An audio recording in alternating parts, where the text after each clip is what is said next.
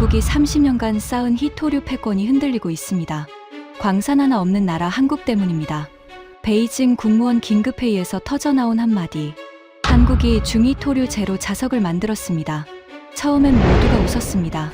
하지만 데이터를 확인한 순간 웃음이 멈췄습니다.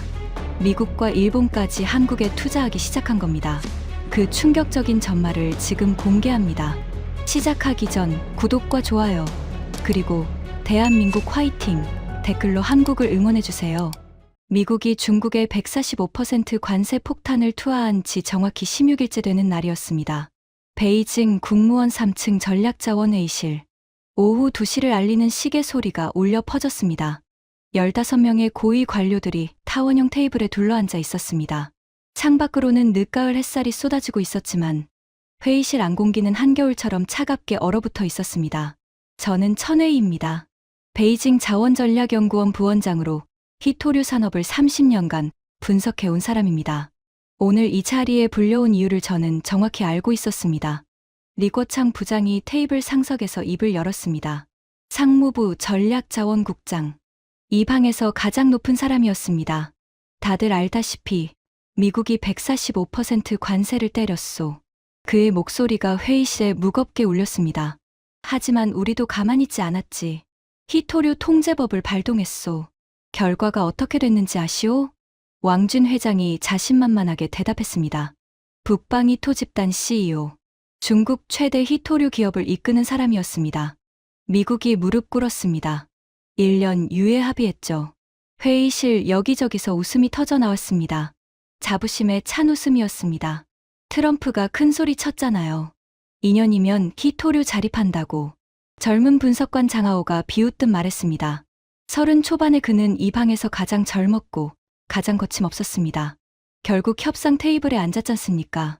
우리 희토류 앞에서는 미국도 꼼짝 못해요. 맞는 말이었습니다. 전 세계 희토류 생산의 90%를 중국이 장악하고 있었습니다. 정제까지 포함하면 98%에 달했습니다. 미국이 아무리 발버둥 쳐도 중국을 이길 수 없는 구조였습니다. 하지만 저는 웃을 수 없었습니다. 가슴 한쪽이 무겁게 내려앉는 느낌이었습니다. 손끝이 차가워지고 심장이 조금씩 빨라지는 것을 느꼈습니다. 30년간 이 분야를 봐온 직감이 경고하고 있었습니다. 뭔가 잘못됐다고. 그래서 오늘 회의 목적이 뭡니까? 린메이 박사가 물었습니다. 과학원 소재연구소 연구원. 40대 초반의 그녀는 이 방에서 몇 안 되는 기술 전문가였습니다. 리궈창 부장이 저를 쳐다봤습니다. 천 부원장이 긴급 보고 요청을 했소. 30년 경력자가 직접 요청한 건 처음이라 들어보기로 했소. 15개의 시선이 일제히 저를 향했습니다. 호기심 반, 의아함 반. 저는 천천히 일어섰습니다. 다리가 미세하게 떨리는 것을 느꼈습니다. 하지만 지금 말하지 않으면 안 됐습니다. 감사합니다, 부장님. 목소리를 가다듬었습니다. 침을 한번 삼켰습니다. 여러분, 저는 30년간 희토류만 연구해왔습니다. 1995년부터 지금까지 전 세계 희토류 동향을 분석해왔습니다. 회의실이 조용해졌습니다. 그 30년 동안 오늘처럼 긴급 보고를 요청한 적은 단 한 번도 없었습니다. 장하오가 고개를 갸웃거렸습니다. 다른 참석자들도 의아한 표정을 지었습니다. 미국 관세요? 그건 예상된 수순이었습니다. 희토류 통제법 발동. 그것도 우리 시나리오대로였습니다. 1년 유예 합의. 완벽한 승리였습니다. 저는 잠시 말을 멈추고 회의실을 둘러봤습니다. 하지만 진짜 위기는 따로 있습니다. 공기가 달라지는 것을 느꼈습니다. 몇몇이 자세를 고쳐 앉았습니다. 그 위기 때문에 오늘 이 자리를 요청한 겁니다. 리궈창 부장이 손가락으로 테이블을 두드렸습니다. 말해 보시오. 뭐가 그리 급하오? 저는 깊게 숨을 들이켰습니다. 이제부터가 진짜였습니다. 부장님, 진짜 위협은 미국이 아닙니다. 회의실이 다시 술렁였습니다. 미국이 아니라고요? 술리 외교관이 눈썹을 치켜 올렸습니다. 외교부 아시아국 과장. 국제 정세에 밝은 그녀였습니다. 그럼 유럽입니까? 일본. 저는 고개를 저었습니다. 한국입니다. 3초. 정확히 3초간 회의실이 완벽하게 조용했습니다. 그리고 폭소가 터졌습니다. 한국이요? 장하오가 웃음을 참지 못하고 터뜨렸습니다. 어깨가 들썩였습니다. 천 부원장님, 농담이시죠? 한국에 희토류 광산이 있기는 합니까? 왕준 회장도 피식 웃었습니다. 주름진 눈가에 조롱이 가득했습니다. 제가 알기로 한국 희토류 매장량은 거의 제로에 가깝습니다. 맞아요. 수입 의존도가 80%가 넘잖아요. 다른 참석자가 거들었습니다. 그것도 대부분 우리한테서 사가는 거고요. 웃음소리가 회의실을 가득 채웠습니다. 저를 향한 시선에는 동정과 의아함이 뒤섞여 있었습니다. 마치 정신 나간 사람을 보는 눈빛이었습니다. 삼성이 반도체 만들 때 희토류 어디서 가져옵니까? 장하오가 손가락을 세워가며 말했습니다. 현대가 전기차 모터 만들 때 자석은 어디서 삽니까? 전부 우리한테서 사가는 겁니다. 한국이 우리를 위협한다. 술리 외교관이 코웃음을 쳤습니다. 우리 손바닥 안에 있는 나라잖아요. 희토류 수출만 끊으면 한국 산업 전체가 멈춥니다. 맞는 말이었습니다. 객관적 사실이었습니다. 한국은 희토류 광산이 없었습니다. 수입 의존도가 80%를 넘었습니다. 그중 대부분이 중국산이었습니다. 하지만 여러분 말씀이 모두 맞습니다. 저는 침착하게 대답했습니다. 손이 떨리지 않도록 테이블 위에 올려놓았습니다. 한국에는 광산이 없습니다. 수입 의존도도 높습니다. 지금 당장은 우리 손바닥 안에 있는 것도 사실입니다. 그런데 왜 위협이라는 겁니까? 리거창 부장이 물었습니다. 웃음기가 가시지 않은 목소리였지만 그래도 들어보겠다는 태도였습니다. 저는 프레젠테이션 리모컨을 집어들었습니다. 화면에 한 장의 사진이 떴습니다. 이것이 뭔지 아십니까? 작은 금속 조각이었습니다. 손톱보다 조금 큰 크기, 은빛으로 빛나고 있었습니다. 자석 아닙니까? 린메이 박사가 대답했습니다. 맞습니다. 네오디뮴 연구 자석입니다. 전기차 모터에 들어가는 핵심 부품이죠. 저는 다음 슬라이드로 넘겼습니다. 이 자석을 만들려면 중희토류가 필요합니다. 디스프로슘, 터뷴 같은 원소들이요. 고온에서 자기력을 유지하려면 반드시 들어가야 합니다. 당연한 이야기 아닙니까? 왕준 회장이 지루하다는 듯 말했습니다. 그래서 전 세계가 우리한테 의존하는 거죠. 중희토류 생산량의 98%가 우리 손에 있으니까. 맞습니다. 지금까지는요. 저는 강조했습니다. 하지만 한국이 중희토류 없는 연구자석을 만들었습니다. 회의실이 다시 술렁였습니다. 하지만 이번에는 웃음이 아니었습니다. 의아함에 가까운 반응이었습니다. 중희토류 없이요? 린메이 박사가 눈을 가늘게 떴습니다. 그게 가능합니까? 내열성을 어떻게 잡죠? 불가능합니다. 장하오가 단호하게 끊었습니다. 물리학적으로 한계가 있어요. 중희토류 없이 180도에서 자기력 유지하는 건 불가능합니다. 전 세계가 수십 년간 도전했지만 다 실패했잖아요.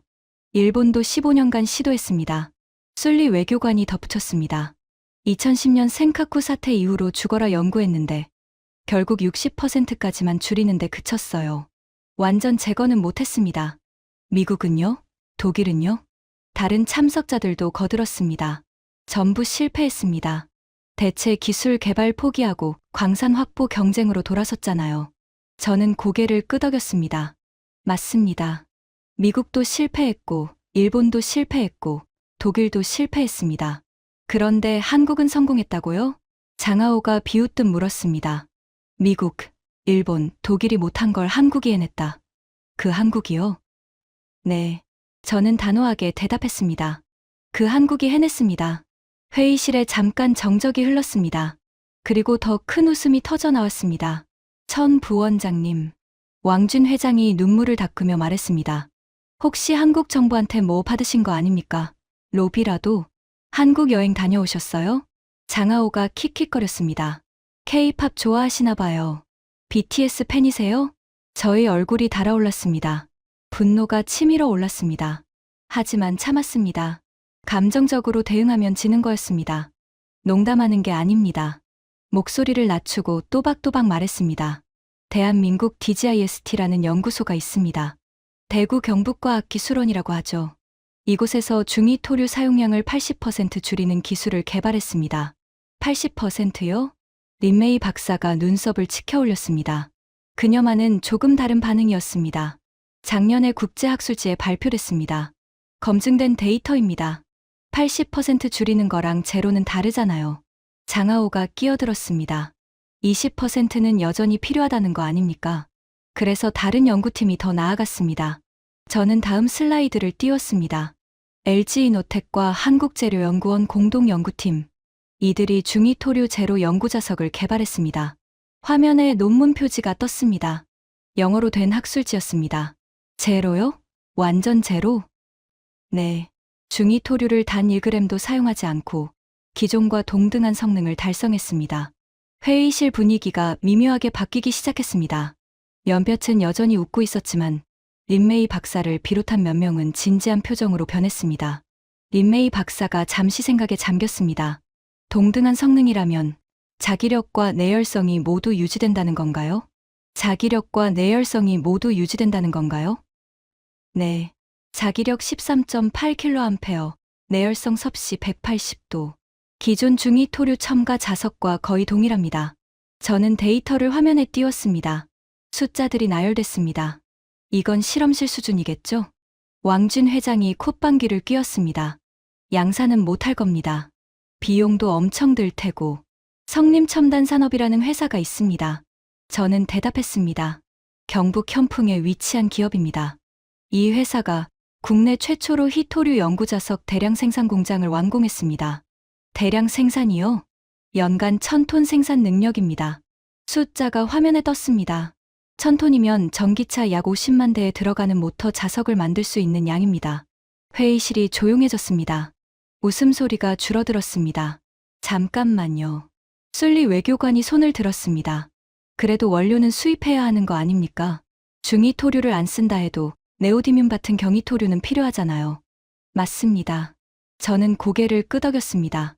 경이토류는 여전히 필요합니다. 하지만 경이토류는 우리만 가진 게 아닙니다. 호주에도 있고, 베트남에도 있고, 미국에도 있습니다. 중위토류가 진짜 무기였던 거지. 린메이 박사가 혼잣말처럼 중얼거렸습니다. 그걸 안 써도 된다면 상황이 완전히 달라지겠네요. 그렇습니다. 저는 그녀를 똑바로 쳐다봤습니다. 우리가 30년간 쌓아온 희토류 패권. 그 핵심은 중위토류였습니다. 98%를 독점하고 있었으니까요. 하지만 한국이 중위토류 없이도 되는 기술을 만들어버렸습니다. 장하오가 입을 열었다가 멈칫했습니다. 그래도 실험실에서 만든 거랑 실제 산업에 적용하는 건 다릅니다. 한국이 아무리 기술을 개발해도 우리 가격 경쟁력을 이길 수 없어요. 30년간 쌓은 인프라가 있잖아요. 몇몇이 고개를 끄덕였습니다. 일리 있는 반박이었습니다. 하지만 저는 준비가 되어 있었습니다. 가격 경쟁력 말씀하셨죠? 저는 장하오를 똑바로 쳐다봤습니다.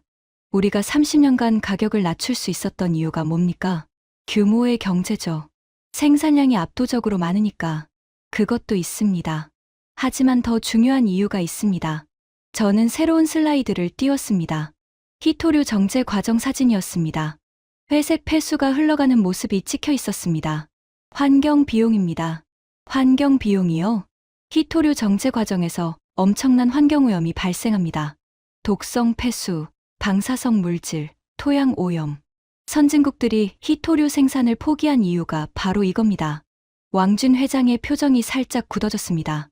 불편한 주제였기 때문입니다. 우리는 그 비용을 감수했습니다. 네이먼구 자치구, 장시성, 스촨성. 사람이 별로 살지 않는 오지에 정제시설을 짓고 환경오염 처리 비용을 최소화했습니다. 그게 경쟁력이 된 거죠. 리거창 부장이 말했습니다. 사실을 인정하는 톤이었습니다. 맞습니다. 하지만 한국 기술은 다른 방식으로 원가를 낮춥니다. 저는 핵심 슬라이드를 띄웠습니다. 중위토류를 안 쓰면 어떻게 될까요? 회의실이 조용해졌습니다. 중위토류가 연구자석 원가에서 차지하는 비중이 얼마인지 아십니까? 디스프로슘 1kg에 $300입니다. 네오디뮴보다 10배 비싸요. 그래서요? 한국 기술은 그걸 아예 안 씁니다. 결과적으로 원가가 60% 절감됩니다. 60%요? 린메이 박사가 놀란 표정을 지었습니다. 네. 중위토류 비용이 빠지니까 자석 가격이 절반 이하로 내려갑니다. 우리보다 쌀 수 있다는 겁니다. 회의실 분위기가 확연히 달라졌습니다. 웃음기가 완전히 사라졌습니다. 잠깐만요. 왕준 회장이 손을 들었습니다. 표정이 심각해져 있었습니다. 우리보다 싸다고요? 그게 말이 됩니까? 우리는 30년간 인프라를 쌓았습니다. 규모의 경제가 있습니다. 신생 기술이 그걸 어떻게 이깁니까? 이깁니다. 저는 단호하게 대답했습니다. 기술이 게임의 규칙을 바꾸면 기존 인프라는 오히려 짐이 됩니다. 무슨 소리입니까? 생각해 보십시오. 우리가 30년간 쌓은 게 뭡니까? 중위토류 채굴 시설, 정제 시설, 유통망.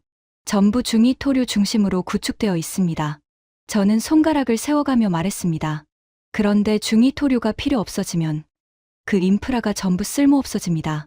오히려 유지 비용만 들어가는 짐이 되는 겁니다. 회의실이 술렁였습니다. 몇몇이 서로 눈빛을 교환했습니다. 과장이 심하십니다. 장하오가 여전히 반발했습니다. 하지만 목소리에 힘이 빠져 있었습니다. 한국 기술이 아무리 좋아도 양산 단계에서 문제가 생길 겁니다. 품질 관리, 수율, 안정성. 실험실이랑 공장은 다릅니다. 그래서 제가 더 충격적인 사실을 말씀드리려는 겁니다. 저는 다음 슬라이드를 띄웠습니다. 한국 정부가 움직이고 있습니다. 화면에 뉴스 기사가 떴습니다. 한글로 된 기사였습니다. 올해 초 한국 대통령 직속으로 자원안보위원회가 출범했습니다. 히토류를 포함한 핵심 광물의 안정적 공급을 책임지는 컨트롤 타워입니다.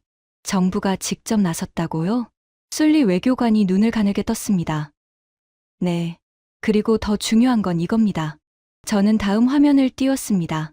한국 정부가 17종 히토류 원소 전부를 국가 핵심 광물로 지정했습니다. 17종 전부요? 네. 당장 많이 쓰이는 것만 관리하는 게 아니라 미래에 중요해질 원소까지 미리 대비하겠다는 겁니다. 린메이 박사가 조용히 노트북을 열었습니다. 저는 그녀가 뭔가를 검색하는 것을 눈치챘습니다. 표정이 점점 진지해지고 있었습니다. 비축량도 확대하고 있습니다. 저는 계속 말했습니다. 목표가 6개월치입니다. 우리가 수출을 끊어도 반년은 버틸 수 있는 물량을 쌓아두겠다는 거죠. 리거창 부장이 손가락으로 테이블을 두드리며 말했습니다. 6개월이면 우리 압박이 통하지 않는다는 뜻이오? 단기적으로는 그렇습니다. 저는 고개를 끄덕였습니다. 하지만 진짜 문제는 장기적인 겁니다. 저는 마지막 슬라이드를 준비했습니다. 이게 오늘의 핵심이었습니다. 한국은 수입선 다변화도 추진하고 있습니다. 베트남, 호주, 캐나다와 협력하고 있어요. 베트남 광산 개발에 직접 투자하고 있고 현지 정제 시설 건설 프로젝트도 진행 중입니다. 우리를 빼고 공급망을 만들겠다는 거군요. 술리 외교관이 중얼거렸습니다. 맞습니다. 그리고 가장 중요한 건 따로 있습니다. 저는 잠시 말을 멈추고 회의실을 둘러봤습니다. 모든 시선이 저를 향하고 있었습니다. 한국은 우리와 정면 승부를 피하고 있습니다. 피한다고요? 네. 광산 확보 경쟁에서는 이길 수 없다는 걸 알고 있어요. 우리가 30년간 쌓은 인프라를 단기간에 따라잡을 수 없다는 것도 알고 있습니다. 저는 목소리를 낮췄습니다. 그래서 다른 판을 짜고 있는 겁니다. 회의실이 숨죽였습니다. 히토류를 적게 쓰는 기술로 수요 자체를 줄인다. 히토류를 재활용하는 기술로 공급을 보완한다. 그리고 같은 처지의 나라들과 손을 잡는다. 저는 손가락을 하나씩 접어가며 말했습니다. 이 세 가지를 조합해서 우리 의존도를 낮추는 겁니다. 광산 싸움이 아니라 기술 싸움으로 전환하는 거예요. 장하오가 뭔가 말하려다 입을 다물었습니다. 그리고 기술 싸움에서는 한국이 유리합니다. 저는 단호하게 말했습니다. 한국은 반도체 세계 1위입니다. 디스플레이, 배터리도 세계 최고 수준이에요. 연구개발 투자 비중이 GDP 대비 세계 최고입니다. 소재 기술에서도 경쟁력이 있습니다. 회의실이 무거운 침묵에 빠졌습니다.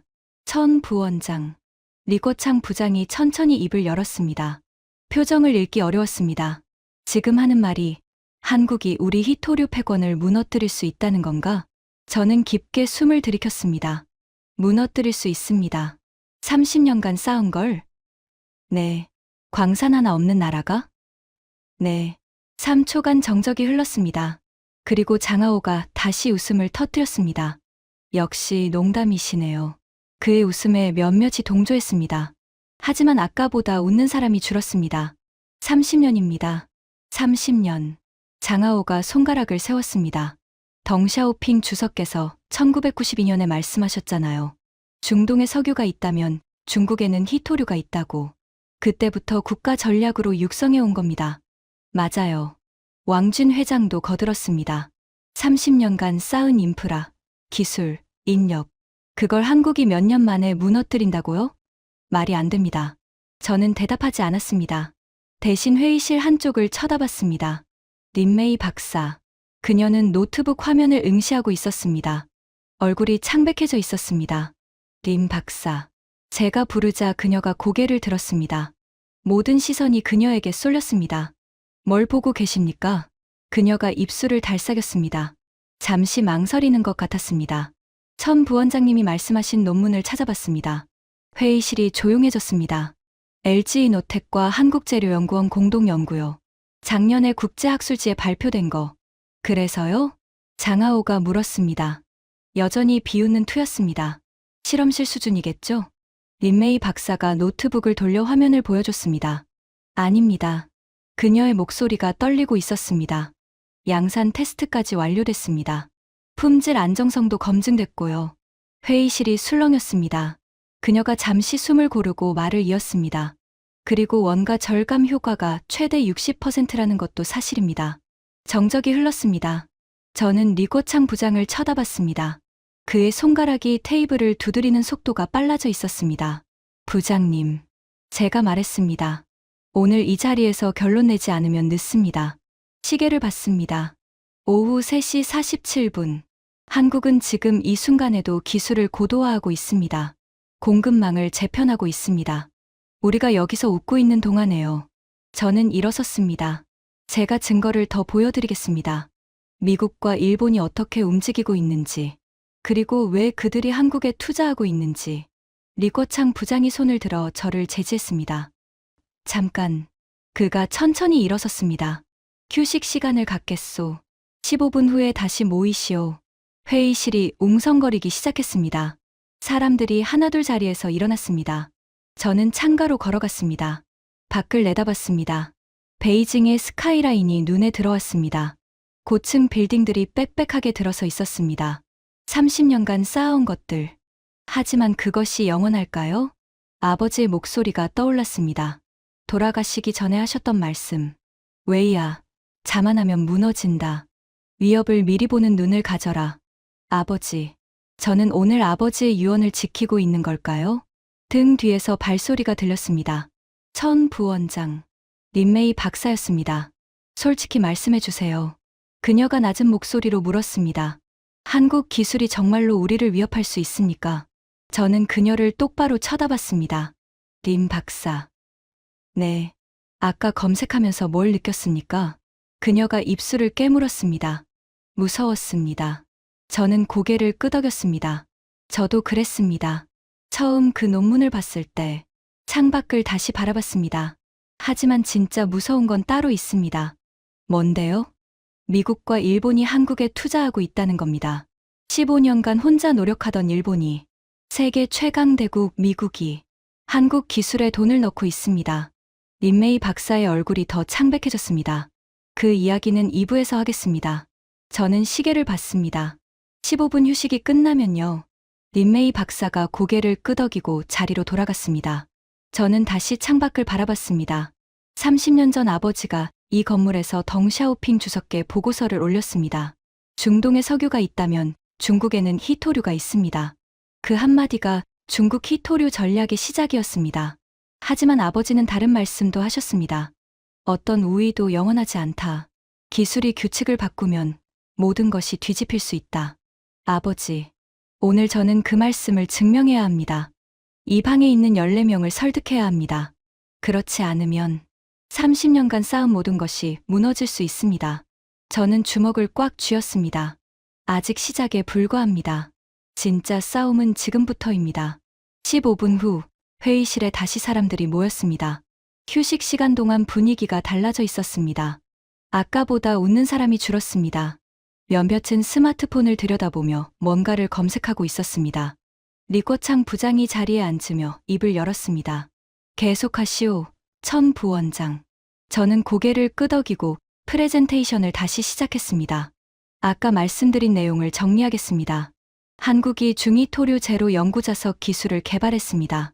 성능은 기존과 동등하고 원가는 60% 절감됩니다. 잠깐만요. 장하오가 손을 들었습니다. 아까보다 진지한 표정이었습니다. 휴식 시간 동안 뭔가 생각을 정리한 것 같았습니다. 저도 검색을 좀 해봤습니다. 회의실 시선이 그에게 쏠렸습니다. 한국 기술이 중위 토류를 안 쓴다는 건 알겠습니다. 하지만 성능 문제가 있을 겁니다. 어떤 성능 문제요? 내열성이요. 장하오가 자신감 있게 말했습니다. 연구 자석은 고온에서 자기력이 약해집니다. 그래서 중위 토류를 넣는 거잖아요. 디스프로슘이 고온 환경에서 자기력을 유지시켜 주니까. 맞습니다. 저는 고개를 끄덕였습니다. 그런데 중위 토류 없이 어떻게 내열성을 잡습니까? 장하오가 손가락을 세웠습니다. 전기차 모터는 섭씨 180도까지 올라갑니다. 풍력 발전기 내부도 마찬가지고요. 중위 토류 없이 그 온도를 버틸 수 있습니까? 좋은 질문이었습니다. 핵심을 찌르는 반박이었습니다. 장 분석관. 저는 그를 똑바로 쳐다봤습니다. 휴식 시간에 검색하셨으면 답도 찾으셨을 겁니다. 그의 표정이 살짝 굳어졌습니다. 한국 연구팀이 어떻게 해결했는지 말씀드리겠습니다. 저는 새로운 슬라이드를 띄웠습니다. 기술 다이어그램이 나타났습니다. 결정립계 확산 기술이라고 합니다. 결정립계 확산이요? 린메이 박사가 몸을 앞으로 숙였습니다. 기술 전문가다운 반응이었습니다. 네. 쉽게 설명하면 이렇습니다. 저는 손가락으로 화면을 가리키며 말했습니다. 기존에는 중위 토류를 자석 전체에 골고루 섞었습니다. 하지만 한국 연구팀은 다른 방식을 썼어요. 자석 표면에만 특수 코팅을 입힌 겁니다. 표면에만요? 네. 자석 입자 사이사이에 나노 단위로 합금층을 만들었습니다. 이 합금층이 고온에서 자기력 손실을 막아줍니다. 하지만 중위 토류 없이 그게 됩니까? 장하오가 여전히 의심스러운 표정으로 물었습니다. 됩니다. 한국 연구팀은 중위 토류 대신 구리와 알루미늄 기반 합금을 사용했습니다. 훨씬 저렴한 재료죠. 저는 데이터 화면을 띄웠습니다. 실제 테스트 결과입니다. 섭씨 180도에서 자기력 유지율. 기존 중위 토류 자석이 97%입니다. 한국 신기술 자석은 95%입니다. 2% 차이네요. 왕준 회장이 말했습니다. 그 2%가 중요하지 않습니까? 2%가 중요한 경우도 있습니다. 저는 인정했습니다. 하지만 대부분의 응용 분야에서는 95%면 충분합니다. 전기차 모터, 풍력 발전기, 산업용 모터, 전부 커버됩니다. 최첨단 분야는요? 술리 외교관이 물었습니다. 항공기 엔진이나 미사일 유도 시스템 같은 곳에서는 97%가 필요하지 않습니까? 맞습니다. 극한 환경에서는 여전히 중위 토류가 필요할 수 있습니다. 저는 솔직하게 인정했습니다. 하지만 생각해 보십시오. 전체 연구 자석 시장에서 그런 극한 환경 용도가 차지하는 비중이 얼마나 됩니까? 회의실이 조용해졌습니다. 5% 미만입니다. 린메이 박사가 대답했습니다. 그녀는 이미 계산을 끝낸 표정이었습니다.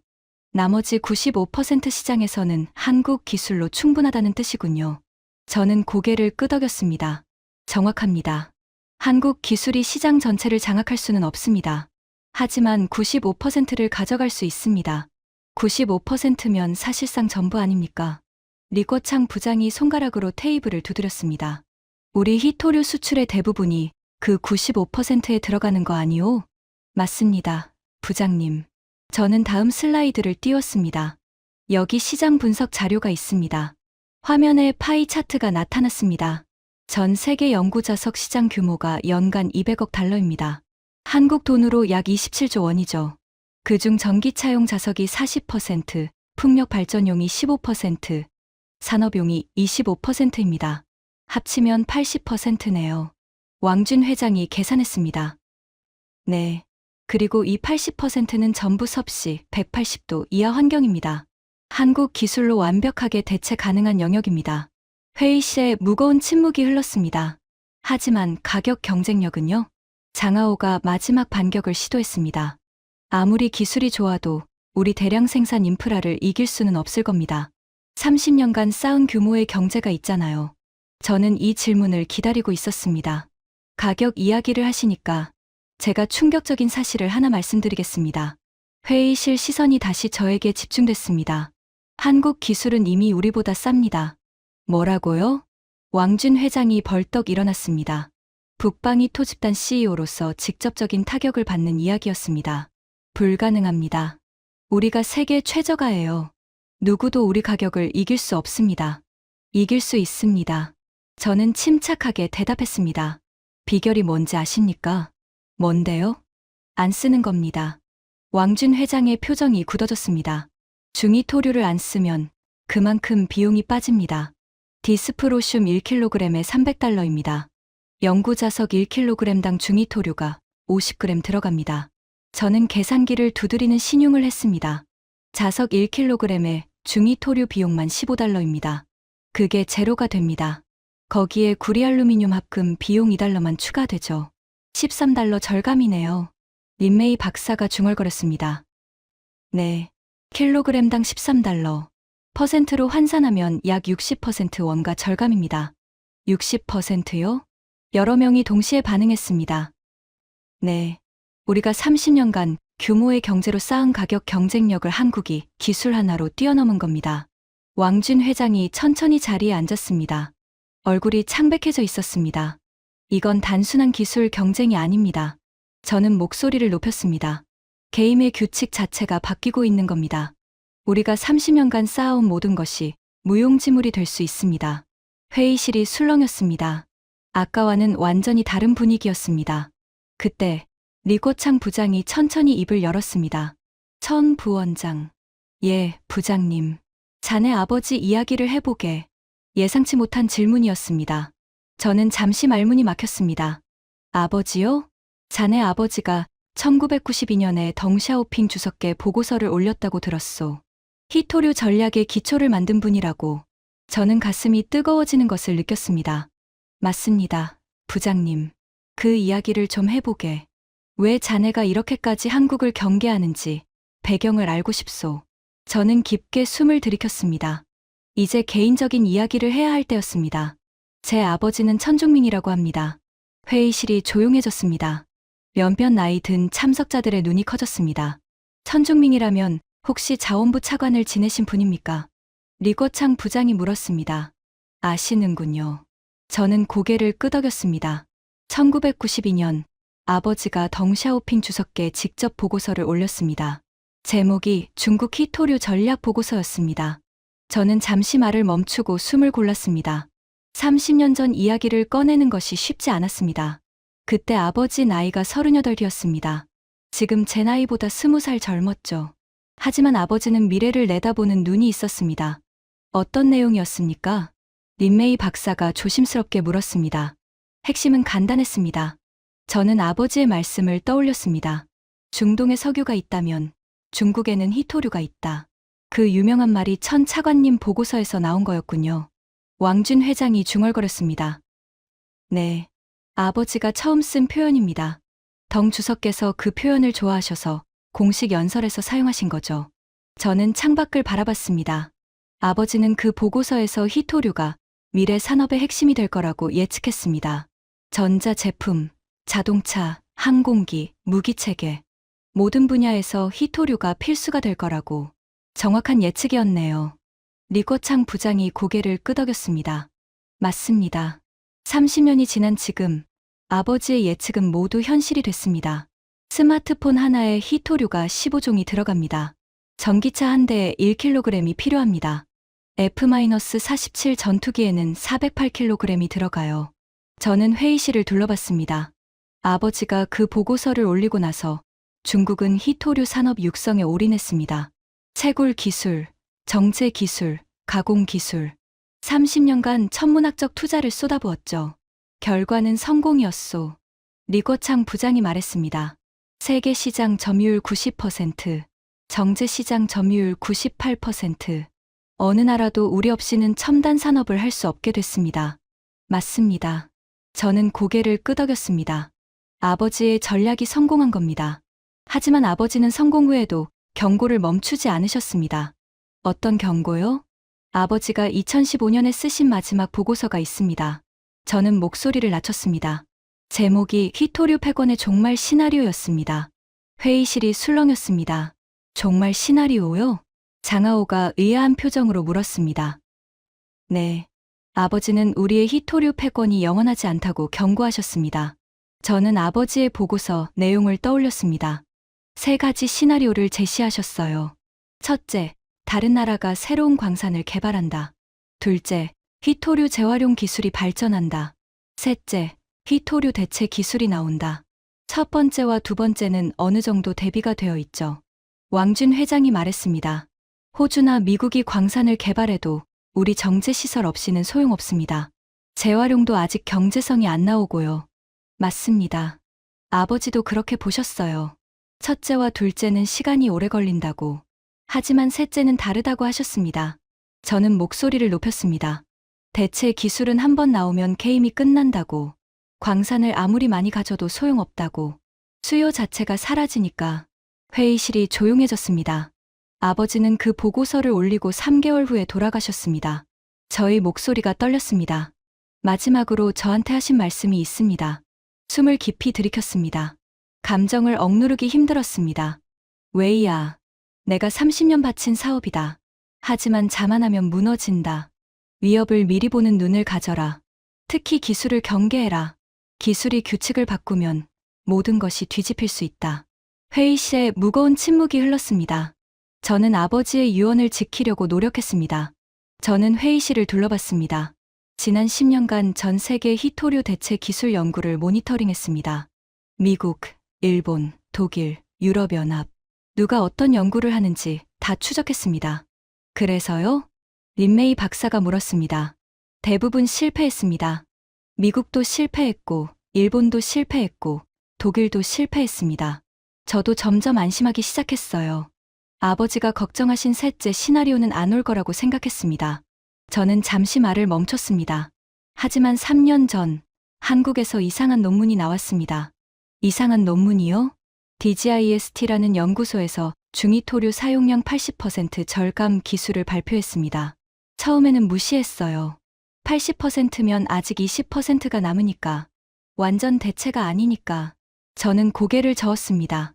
그런데 1년 후 또 논문이 나왔습니다. 이번엔 90% 절감. 그리고 작년 LG이노텍과 재료연구원 합동팀이 100% 대체 기술을 발표했습니다. 100%요? 네. 완전한 제로입니다.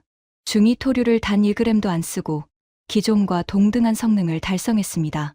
저는 주먹을 꽉 쥐었습니다. 그 논문을 읽는 순간 저는 아버지의 유언이 떠올랐습니다.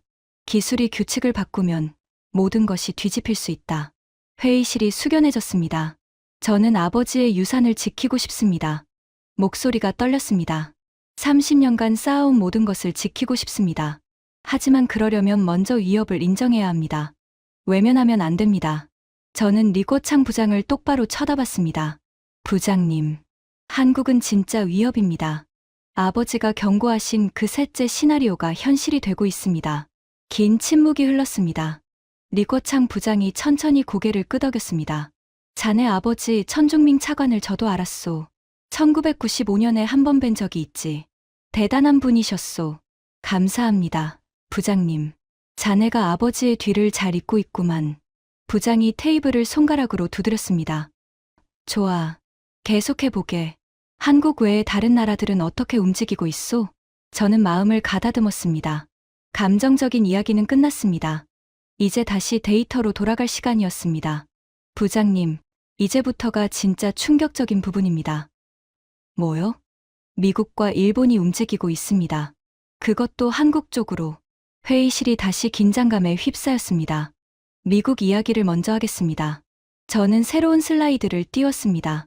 미국 국기와 함께 여러 뉴스 헤드라인이 나타났습니다. 올해 초 미국 재무장관 베센트가 선언했습니다. 2년 안에 휘토류 자립을 달성하겠다고. 그 뉴스는 저도 봤습니다.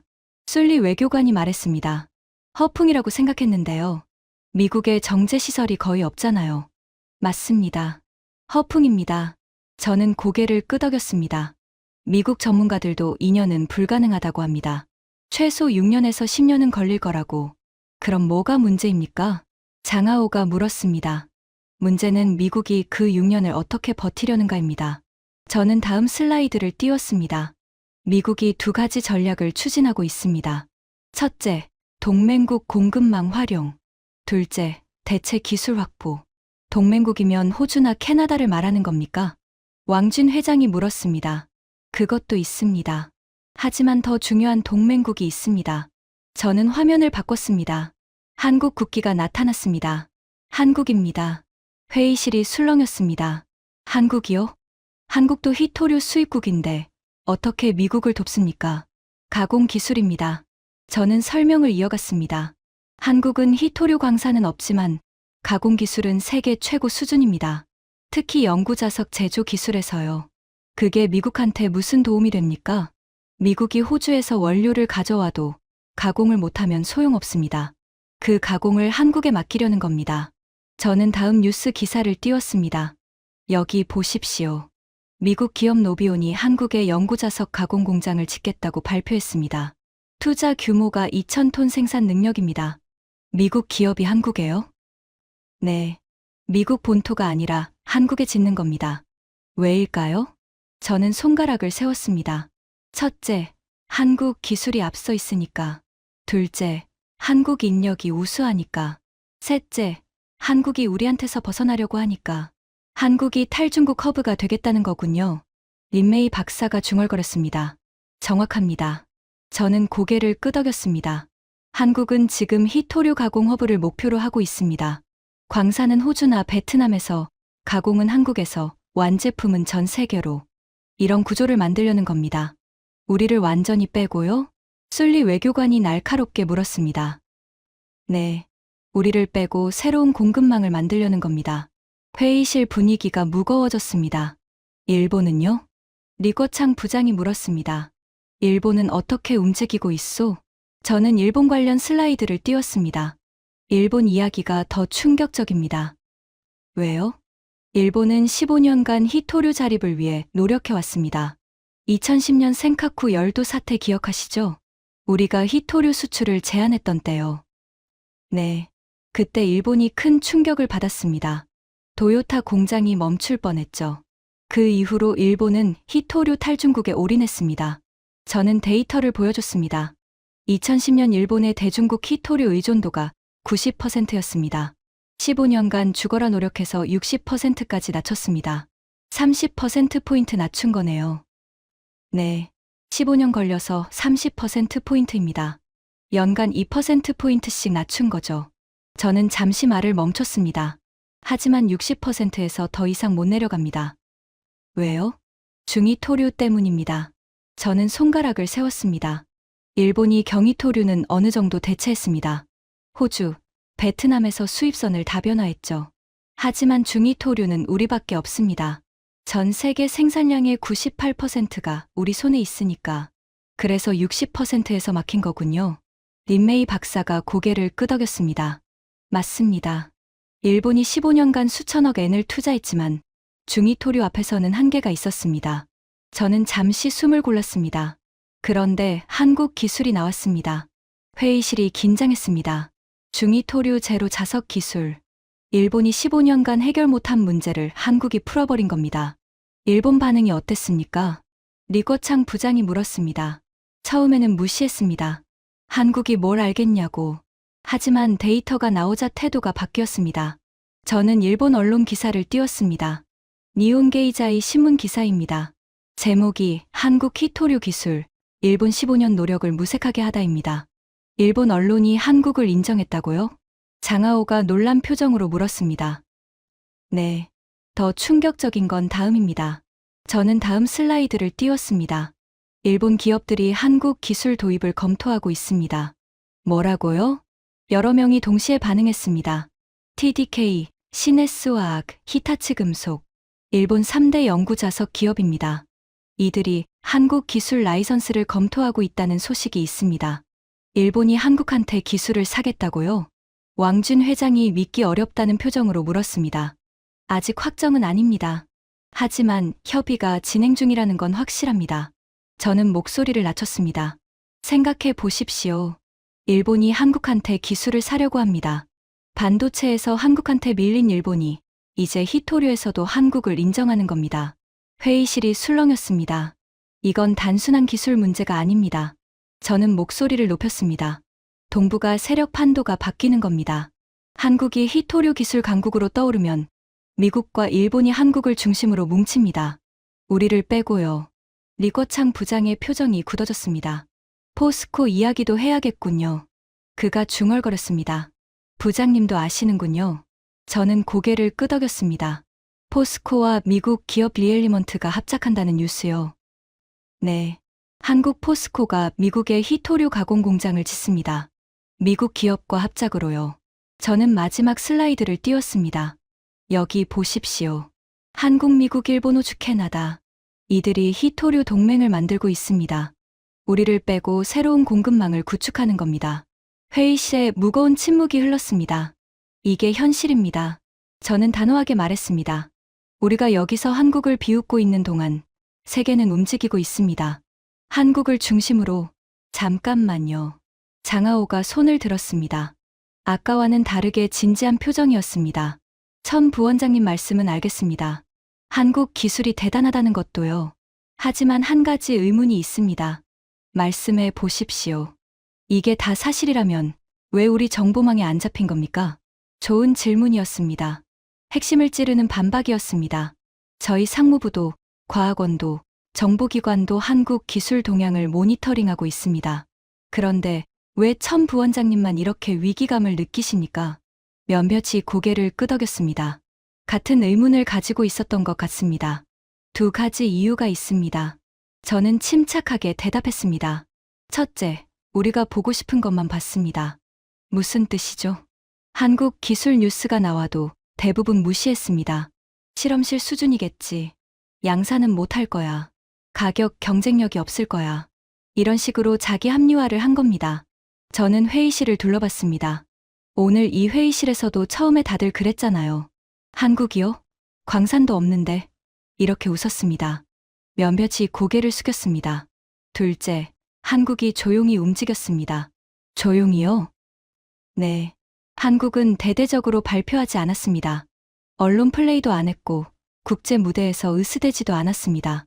그냥 묵묵히 기술을 개발하고 공장을 짓고 공급망을 확보했습니다. 저는 손가락을 세웠습니다.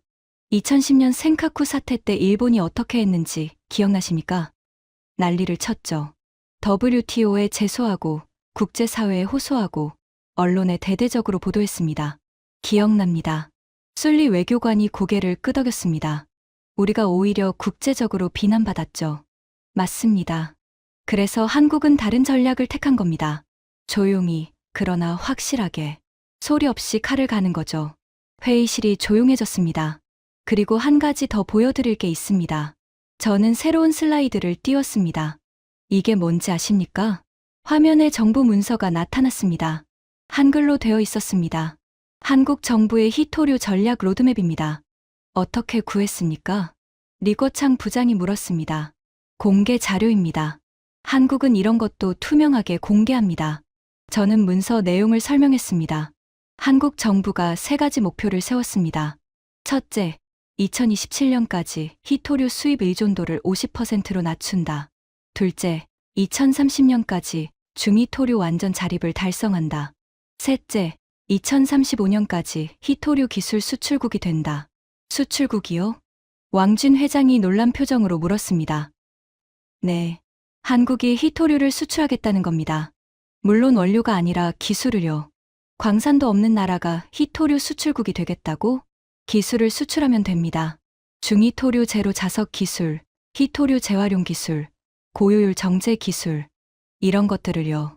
저는 목소리를 높였습니다. 생각해 보십시오. 10년 후에 한국이 기술을 팔고 우리가 원료만 파는 구조가 될 수 있습니다. 지금과 정반대로요. 회의실이 술렁였습니다. 그리고 한 가지 더요. 저는 마지막 슬라이드를 띄웠습니다. 한국 정부가 히토류 비축량을 대폭 늘리고 있습니다. 목표가 6개월치입니다. 6개월이면 상당한 양이네요. 린메이 박사가 중얼거렸습니다. 네. 우리가 수출을 끊어도 반년은 버틸 수 있는 물량입니다. 그 사이에 대체 공급망을 가동하면 되니까요. 저는 회의실을 둘러봤습니다. 한국은 모든 시나리오에 대비하고 있습니다. 우리가 수출을 끊으면 6개월 비축분으로 버틴다. 그 사이 대체 기술을 적용하고 호주 베트남에서 원료를 가져온다. 장기적으로는 기술로 승부한다. 저는 손으로 테이블을 짚었습니다. 이게 한국의 전략입니다. 완벽하게 짜여 있습니다. 우리를 정면으로 이기려는 게 아니라 우리 없이도 살 수 있는 구조를 만드는 겁니다. 리거창 부장이 천천히 고개를 끄덕였습니다. 천 부원장. 예, 부장님. 자네 말을 들으면 들을수록 한 가지 의문이 생기오. 뭔가요? 우리는 왜 이런 대비를 안 했소? 회의실이 조용해졌습니다. 무거운 질문이었습니다. 솔직히 말씀드리겠습니다. 저는 깊게 숨을 들이켰습니다. 자만했습니다. 자만이요? 네. 우리가 30년간 쌓은 것에 취해 있었습니다. 세계 점유율 90%, 정제 98% 독점. 이 숫자에 도취해서 미래를 안 본 겁니다. 저는 목소리를 낮췄습니다. 아버지가 경고하셨습니다. 자만하면 무너진다고. 하지만 저도 어느 순간 안심하고 있었습니다. 한국 기술이 나오기 전까지는. 회의실에 무거운 침묵이 흘렀습니다. 하지만 아직 늦지 않았습니다. 저는 목소리를 높였습니다. 한국 기술이 양산 단계에 들어가기 전에 우리가 먼저 대응해야 합니다. 어떻게요? 장하오가 물었습니다. 더 이상 비웃음이 없었습니다. 그건 다음에 말씀드리겠습니다. 먼저 한 가지만 더 보여드릴 게 있습니다. 저는 마지막 슬라이드 세트를 준비했습니다. 한국이 왜 이렇게 빠르게 움직일 수 있었는지 그 비결을 말씀드리겠습니다. 여러분, 한 가지 질문을 드리겠습니다. 저는 회의실을 둘러봤습니다. 한국은 왜 희토류 광산이 없는데도 기술 개발에 성공했을까요? 몇몇이 고개를 갸웃거렸습니다. 연구개발 투자가 많아서 아닐까요? 린메이 박사가 대답했습니다. 그것도 있습니다. 하지만 핵심은 다른 데 있습니다. 저는 새로운 슬라이드를 띄웠습니다. 한국은 우리와 정면 승부를 피했습니다. 피했다고요? 네. 광산 확보 경쟁에서는 이길 수 없다는 걸 처음부터 알았습니다. 우리가 30년간 쌓은 인프라를 단기간에 따라잡을 수 없다는 것도요. 저는 손가락을 세웠습니다. 그래서 다른 판을 짠 겁니다. 다른 판이요? 네. 한국의 전략을 정리하면 이렇습니다. 저는 화면에 3가지 전략을 띄웠습니다. 첫째, 희토류를 적게 쓰는 기술. 수요 자체를 줄이는 겁니다. 중희토류 제로 자석 같은 거군요. 맞습니다. 둘째, 희토류를 재활용하는 기술.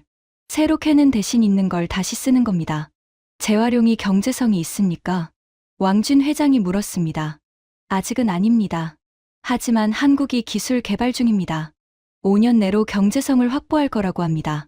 저는 3번째 전략을 가리켰습니다. 셋째, 같은 처지의 나라들과 손을 잡는 겁니다. 미국, 일본, 호주, 캐나다, 유럽연합, 전부 우리 희토류에 의존하는 나라들이죠. 희토류 동맹을 만드는 거군요. 술리 외교관이 중얼거렸습니다. 정확합니다. 한국이 그 동맹의 기술 허브가 되려는 겁니다. 저는 화면을 바꿨습니다. 세계 지도가 나타났습니다. 지금 이런 구도가 만들어지고 있습니다. 원료는 호주와 캐나다에서, 가공은 한국에서, 소비는 미국과 유럽에서. 우리를 완전히 빼고 돌아가는 공급망입니다. 회의실이 술렁였습니다. 이게 진짜 위협입니다. 저는 목소리를 높였습니다. 한국 기술 하나가 문제가 아닙니다. 그 기술을 중심으로 새로운 질서가 만들어지고 있는 게 문제입니다. 리거창 부장이 천천히 고개를 끄덕였습니다. 자네 말이 맞는 것 같소. 회의실이 조용해졌습니다. 모든 시선이 부장에게 쏠렸습니다. 솔직히 처음에는 자네가 과장한다고 생각했소. 한국이 우리를 위협한다. 30년 패권이 무너진다. 웃기는 소리라고. 부장이 테이블 위에 손을 올려놓았습니다. 하지만 데이터를 보니 생각이 달라지오. 미국과 일본이 움직이고 있다는 게 특히 그렇소. 저는 가슴이 뛰는 것을 느꼈습니다. 드디어 들리기 시작하는 건가. 부장님, 감사합니다. 아직 끝난 게 아니오. 부장이 손을 들어 저를 제지했습니다. 자네 말을 다 믿는 건 아니오. 하지만 무시할 수도 없소. 검토해 볼 가치가 있어 보이오. 그가 회의실을 둘러봤습니다. 다른 분들 의견은 어떻소? 잠시 침묵이 흘렀습니다. 린메이 박사가 먼저 입을 열었습니다. 저는 천 부원장님 말씀에 동의합니다. 몇몇이 놀란 표정으로 그녀를 쳐다봤습니다. 휴식 시간에 논문을 찾아봤습니다. 한국 기술이 사실이에요. 데이터가 명확합니다. 그녀가 노트북을 들어보였습니다. 양산 테스트까지 완료됐고 품질 안정성도 검증됐습니다. 이건 실험실 수준이 아니에요. 진짜 위협입니다. 왕준 회장이 한숨을 쉬었습니다. 솔직히 저도 놀랐습니다. 원가 60% 절감이라니. 이건 우리 북방이토 집단의 직접적인 타격입니다. 그가 고개를 저었습니다. 어떻게 대응해야 할지 모르겠습니다. 30년간 쌓은 인프라가 쓸모없어질 수 있다는 게 믿기지 않아요. 장하오가 조용히 말했습니다. 저도 인정합니다. 제가 너무 쉽게 무시했습니다. 그가 저를 쳐다봤습니다. 천 부원장님, 죄송합니다. 처음에 웃어서 저는 고개를 저었습니다. 사과받을 일이 아닙니다. 저도 처음에는 믿기 어려웠으니까요. 리꼬창 부장이 테이블을 손가락으로 두드렸습니다. 좋소. 분위기가 많이 바뀌었소. 그럼 이제 핵심 질문을 하겠소. 그가 저를 똑바로 쳐다봤습니다. 천 부원장, 우리가 어떻게 해야 하오? 이 질문을 기다리고 있었습니다. 모든 준비가 이 순간을 위한 것이었습니다. 부장님, 저는 깊게 숨을 들이켰습니다. 대응 방안을 말씀드리기 전에 한 가지만 더 말씀드려도 되겠습니까? 무엇이요? 한국이 왜 성공했는지 진짜 이유를 말씀드리고 싶습니다. 부장이 고개를 끄덕였습니다. 말해 보시오. 저는 마지막 슬라이드를 띄웠습니다. 한국은 광산이 없습니다. 그래서 광산 없이 이기는 방법을 찾았습니다. 화면에 한국의 연구개발 투자 그래프가 나타났습니다. 한국의 GDP 대비 연구개발 투자 비율이 세계 1위입니다. 4.8%입니다. 우리는 2.4%입니다. 2배네요. 린메이 박사가 중얼거렸습니다. 네. 한국은 자원이 없으니까 기술에 투자했습니다. 반도체도 그랬고, 배터리도 그랬고, 이제 히토류도 그렇게 하는 겁니다. 저는 목소리를 낮췄습니다. 우리는 자원이 있으니까 기술을 소홀히 했습니다. 광산만 파면 돈이 들어오니까요. 그게 독이 됐습니다. 회의실이 조용해졌습니다. 자원의 저주라고 합니다. 저는 말을 이었습니다. 자원이 풍부한 나라가 오히려 발전이 느린 현상이요. 자원에 기대니까 기술 개발을 안 하고, 기술 개발을 안 하니까 경쟁력이 떨어지고, 경쟁력이 떨어지니까 자원 가격이 떨어지면 망하는 거죠. 우리가 그 함정에 빠졌다는 겁니까? 리거창 부장이 물었습니다. 빠지기 시작했습니다. 아직 늦지는 않았습니다. 저는 단호하게 말했습니다. 하지만 지금 바꾸지 않으면 10년 후에는 정말 늦습니다. 부장이 천천히 고개를 끄덕였습니다. 알겠소. 대응 방안을 들어보겠소. 저는 드디어 마지막 파트로 넘어갈 수 있게 됐습니다. 하지만 그 전에 한 가지가 남아 있었습니다. 부장님, 대응 방안을 말씀드리기 전에 마지막으로 한 가지만 보여드리겠습니다. 뭐요? 저는 화면을 바꿨습니다. 이건 한국 기업들의 현재 상황입니다. 화면에 여러 기업 로고가 나타났습니다. 삼성, LG, 현대, 포스코. 이 기업들이 지금 무엇을 하고 있는지 아십니까? 뭘 하고 있소? 준비하고 있습니다. 히토류 독립을요. 저는 하나씩 설명했습니다. 삼성전자, 반도체 장비에 들어가는 히토류를 줄이는 연구를 하고 있습니다. LG에너지 솔루션, 배터리 양극재의 히토류 의존도를 낮추는 기술을 개발 중입니다. 현대자동차, 전기차 모터에 중히토류 제로 자석을 적용하는 테스트를 시작했습니다. 포스코, 미국의 히토류 가공 공장을 짓고 있습니다. 회의실이 술렁였습니다. 한국의 대기업들이 전부 움직이고 있습니다. 정부만 움직이는 게 아니에요. 민간도 같이 가고 있습니다. 저는 목소리를 높였습니다. 이게 한국의 힘입니다. 정부와 기업이 한 방향으로 움직이는 겁니다. 위기의식을 공유하고 같은 목표를 향해 달리는 겁니다. 리거창 부장이 손가락으로 테이블을 두드렸습니다. 우리는 왜 그렇게 못하오? 저는 대답하지 않았습니다. 대답하기 어려운 질문이었습니다. 아니, 대답 안 해도 돼요. 부장이 한숨을 쉬었습니다. 우리 문제는 우리가 알고 있소. 부처 간 칸막이, 기업 간 경쟁, 단기 성과 중심. 그런 것들이 발목을 잡고 있지. 그가 회의실을 둘러봤습니다. 오늘 회의에서 한 가지는 분명해졌소. 모든 시선이 그에게 쏠렸습니다. 한국을 무시하면 안 된다는 것. 그가 저를 쳐다봤습니다. 천 부원장, 자네가 옳았소. 저는 가슴이 벅차오르는 것을 느꼈습니다. 감사합니다, 부장님. 하지만 아직 끝난 게 아니오. 부장이 일어섰습니다. 이제 진짜 중요한 이야기를 해야 하오. 우리가 어떻게 대응할 것인가? 그가 시계를 봤습니다. 저녁 6시 47분. 10분 휴식 후에 대응 방안을 논의하겠소. 천 부원장, 준비되어 있소? 저는 고개를 끄덕였습니다. 준비되어 있습니다. 좋소. 10분 후에 보겠소. 회의실 사람들이 하나둘 자리에서 일어났습니다. 저는 창가로 걸어갔습니다. 밖은 이미 어두워지고 있었습니다. 베이징의 야경이 눈에 들어왔습니다. 첫 번째 고비는 넘겼습니다. 이제 두 번째 고비가 남았습니다. 대응 방안. 아버지가 살아계셨다면 뭐라고 하셨을까요? 저는 주머니에서 오래된 사진 한 장을 꺼냈습니다. 아버지와 함께 찍은 사진이었습니다. 20년 전 이 건물 앞에서 찍은 거였습니다. 아버지, 저도 해낼 수 있을까요? 저는 사진을 다시 주머니에 넣고 심호흡을 했습니다. 10분 후면 마지막 싸움이 시작됩니다. 준비해야 합니다. 10분 휴식이 끝나고 회의실에 다시 사람들이 모였습니다. 분위기가 확연히 달라져 있었습니다. 아까 오후 2시에 모였을 때와는 완전히 다른 공기였습니다. 웃음과 비웃음은 사라지고 진지함과 긴장감이 회의실을 채우고 있었습니다. 리코창 부장이 자리에 앉으며 입을 열었습니다. 천 부원장, 대응 방안을 듣기 전에 마지막으로 하나만 확인하겠소. 말씀하십시오, 부장님. 자네가 말한 게 다 사실이라고 치자. 한국 기술이 진짜이고 미국과 일본이 움직이고 있고 새로운 공급망이 만들어지고 있다. 부장이 손가락으로 테이블을 두드렸습니다. 그럼 우리에게 시간이 얼마나 남았소? 핵심 질문이었습니다. 모든 것이 이 답에 달려 있었습니다. 부장님, 마지막으로 하나만 더 보여드리겠습니다. 저는 새로운 슬라이드를 띄웠습니다. 타임라인 차트가 나타났습니다. 한국의 히토류 자립 로드맵입니다. 화면에 연도별 목표가 표시됐습니다. 올해 중히토류 제로 자석 양산 시작.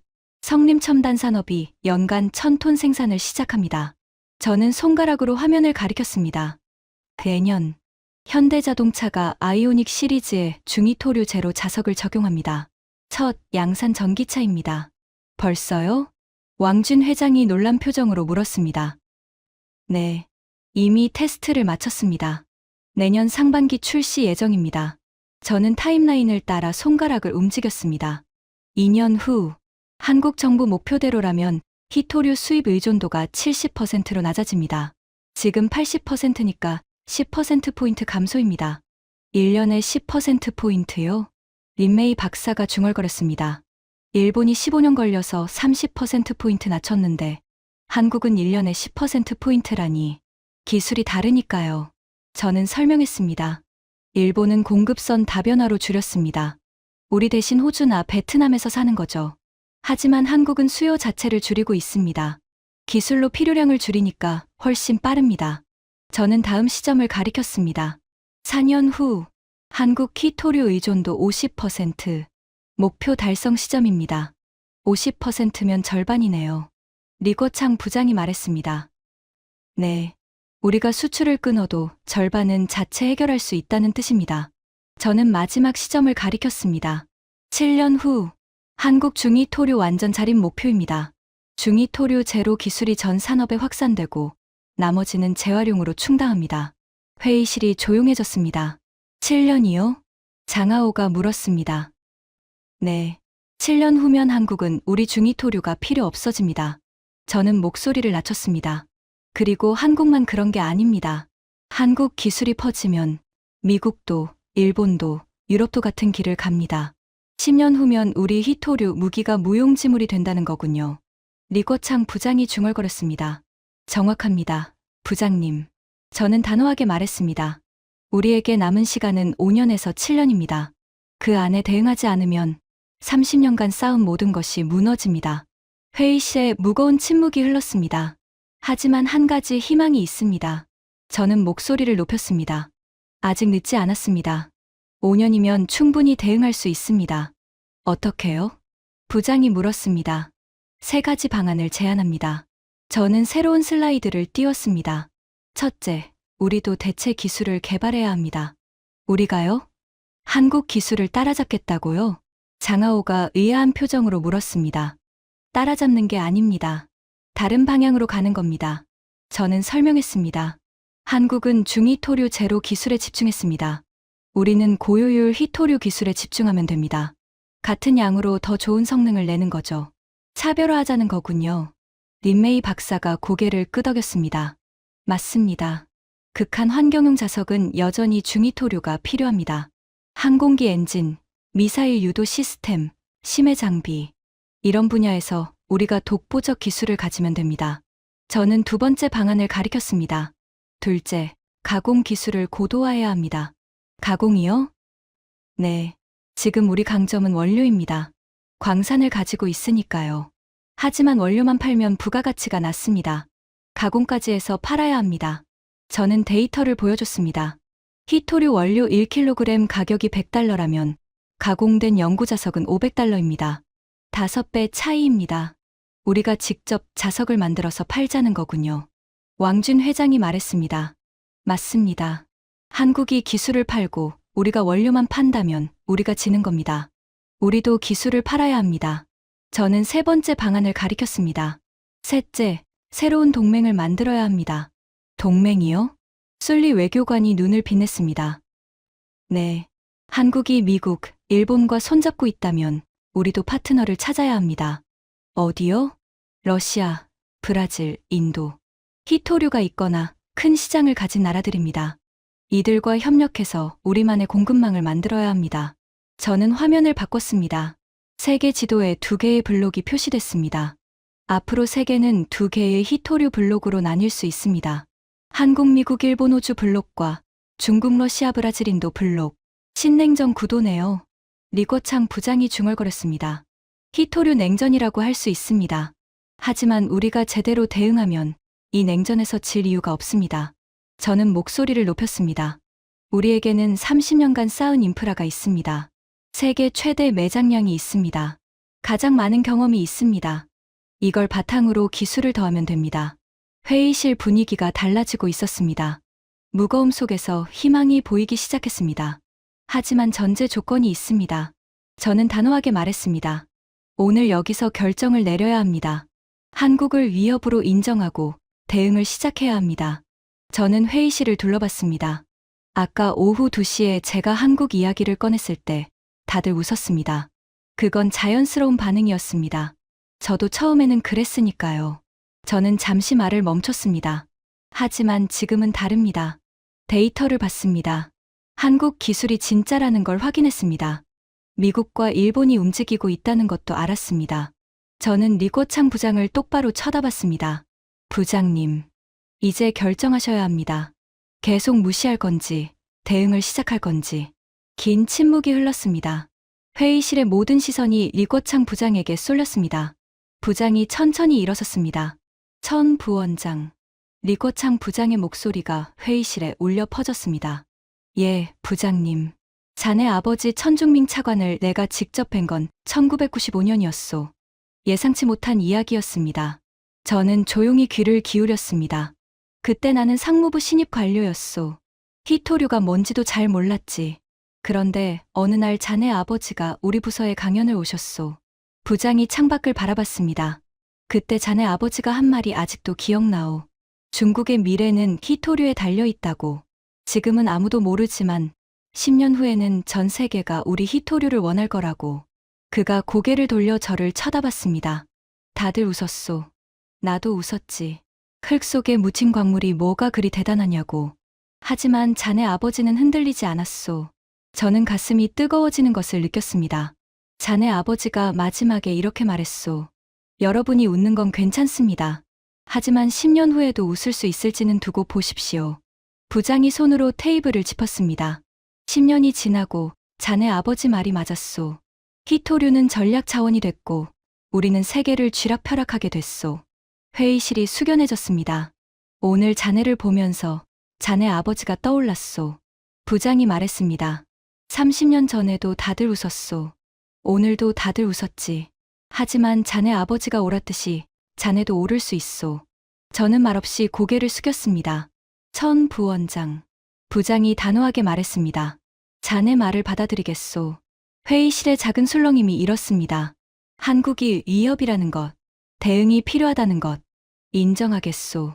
부장이 회의실을 둘러봤습니다. 다른 분들 의견은 어떻소? 잠시 침묵이 흘렀습니다. 린메이 박사가 먼저 입을 열었습니다. 저는 처음부터 천 부원장님 말씀에 일리가 있다고 생각했습니다. 데이터가 명확합니다. 대응이 필요합니다. 왕준 회장이 한숨을 쉬며 말했습니다. 솔직히 받아들이기 어렵습니다. 30년간 쌓은 것이 흔들릴 수 있다는 게. 하지만 현실을 직시해야겠죠. 북방이 토집단도 변화가 필요합니다. 술리 외교관이 고개를 끄덕였습니다. 외교적으로도 준비가 필요합니다. 새로운 동맹을 구축하고 기존 관계를 재점검해야 합니다. 마지막으로 장하오가 조용히 말했습니다. 저는 오늘 많은 것을 배웠습니다. 그가 저를 쳐다봤습니다. 천 부원장님, 처음에 웃어서 죄송합니다.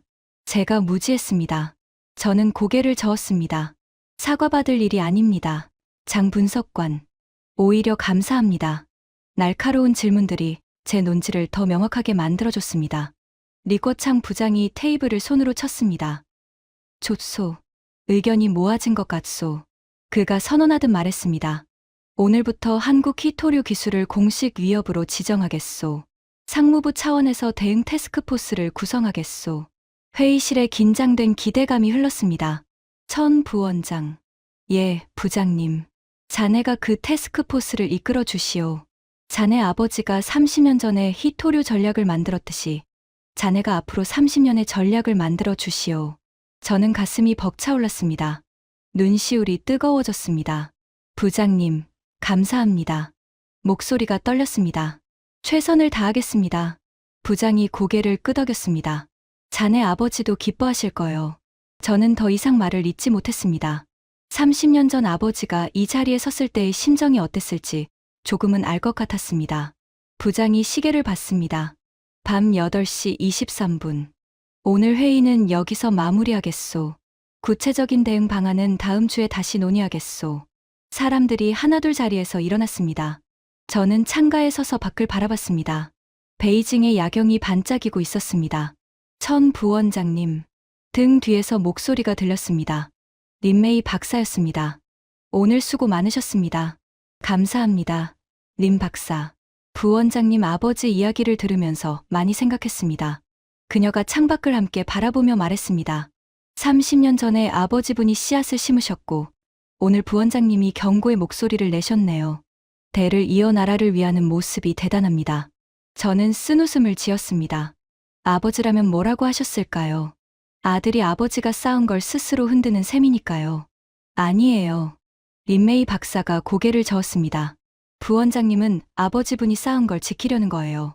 위협을 미리 보고 대비하라고 하셨잖아요. 그게 진짜 아버지분의 유산을 잇는 거 아닐까요? 저는 그녀의 말을 곱씹었습니다. 맞는 말이었습니다. 아버지는 히토류 패권을 만들었습니다. 하지만 그보다 더 중요한 건 위협을 미리 보는 눈을 가르쳐 주신 거였습니다. 고맙습니다. 린 박사. 아니에요. 오늘 많이 배웠습니다. 그녀가 회의실을 나가려다 멈췄습니다. 참, 한 가지 궁금한 게 있어요. 뭔가요? 부원장님은 한국을 어떻게 생각하세요? 적인가요? 어려운 질문이었습니다. 저는 잠시 생각했습니다. 적이라기보다는 경쟁자라고 생각합니다. 경쟁자요? 네. 한국은 자기 살 길을 찾은 거예요. 광산이 없으니까 기술로 승부한 거죠. 그걸 탓할 수는 없습니다. 저는 창밖을 바라봤습니다. 오히려 배워야 한다고 생각해요. 한국이 어떻게 불리한 상황을 뒤집었는지. 우리도 언젠가 그런 상황에 처할 수 있으니까요. 린메이 박사가 고개를 끄덕였습니다. 좋은 말씀이에요. 그럼 내일 뵙겠습니다. 네, 내일 뵙겠습니다. 그녀가 나가고 회의실에 저 혼자 남았습니다. 저는 주머니에서 아버지 사진을 다시 꺼냈습니다. 아버지, 오늘 저도 해냈습니다. 30년 전 아버지가 하셨던 것처럼 아무도 듣지 않으려는 이야기를 했습니다. 처음에는 다들 웃었지만 결국 들어줬습니다.